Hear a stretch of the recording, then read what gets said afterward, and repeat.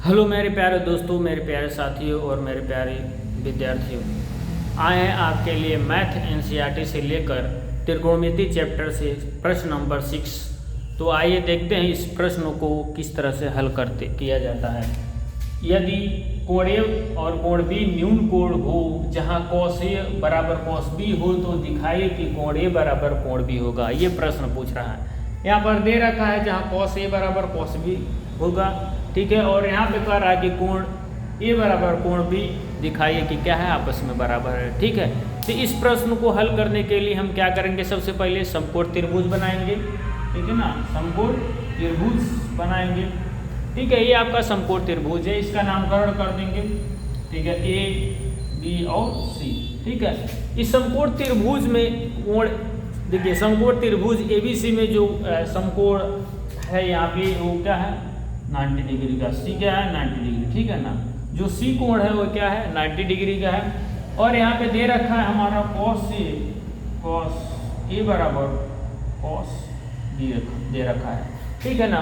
और कह रहा है कोण ए बराबर कोण बी होता है। क्या होता है, दिखाइए कि कोण ए बराबर कोण बी होता है, ठीक है ना। तो इसको हम क्या करेंगे, सिद्ध करेंगे, ठीक है। सबसे पहले इसमें देख लेंगे कि बीसी को क्या कहते हैं। तो बीसी को कहते हैं लंब। क्या कहते हैं, लंब। एसी को कहते हैं आधार। क्या कहते हैं मेरे प्यारे दोस्तों, आधार। और इसे कहते हैं कर्ण, ठीक है ना, ठीक है ना। ये कर्ण हो गया।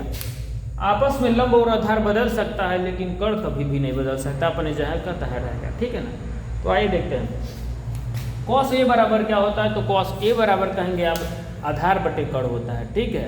एक होता है 6 रेशियो लाल बटे कक्का से हम निकालते हैं। अगर इसके बारे में जानना हो तो आप प्रीवियस वाला वीडियो देख सकते हैं, उसमें हमने भली भांति से अच्छे तरीके से रेशियो को हमने समझा दिया है, ठीक है। तो आइए देखते हैं cos ए बराबर क्या हो जाएगा। तो cos ए बराबर क्या होता है, आधार बटे कर्ण होता है। तो आधार क्या है यहाँ पे, AC है। क्या है, AC है, ठीक है। और कर्ण क्या है, AB है, ठीक है ना। इसके लिए cos B के लिए करेंगे। तो cos B के लिए क्या बोलते हैं, आधार बटे कर्ण होता है, ठीक है ना।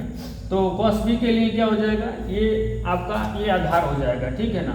क्या हो जाएगा, ये नहीं, हाँ, ये आपका cos B के लिए ये आपका आधार बटे कर्ण होता है। तो क्या हो जाएगा, ये आपका आधार हो जाएगा और ये क्या होगा, आपका लंब हो जाएगा, ठीक है ना। तो क्या हो जाएगा, BC हो जाएगा, ठीक है, BC हो जाएगा। और उसके बाद से कर्ण क्या हो जाएगा, आपका कर्ण वही रहेगा, AB रहेगा, ठीक है। तो देखिए यहाँ पे A और B, AB क्या है, आपस में बराबर है, ठीक है ना। तो AC बराबर क्या हो जाएगा, BC, ठीक है। और यहाँ पे क्या लिख सकते हैं, C है, C है, तो ये डिलीट हो जाएगा, ठीक है। नीचे नहीं दिख रहा है, यहाँ पे ऊपर लिख दे रहे हैं, ठीक है ना, ऊपर लिख दे रहे हैं, ठीक है। क्या हो जाएगा आपका, ठीक है, क्या हो जाएगा, cos A का निकालेंगे तो क्या हो जाएगा, cos A आधार बटे क्या हो जाएगा, कर्ण होता है, आधार बटे कर्ण। तो आधार का मान कितना है, AC है, और कर्ण का मान कितना है, AB है, ठीक है ना, बराबर, ठीक है। इसी को रख के हम निकाल रहे हैं, ठीक है। और जब यहाँ पे B लेंगे तो यहाँ पे कर्ण क्या है, B है, तो इसमें लंब आधार हो जाएगा, आधार क्या होगा, आपका लंब हो जाएगा, ठीक है। तो आधार बटे क्या होता है, लंब, आधार बटे कर्ण होता है। तो लंब यहाँ पे आधार आपका क्या हो जाएगा, BC आधार हो जाएगा आपका। तो क्या लिखेंगे, BC, और कर्ण क्या है आपका, AB का ही है। तो AB से AB क्या होता है, डिलीट हो जाएगा। तो आपका क्या बचेगा, AC बराबर BC, ठीक है ना, ठीक है।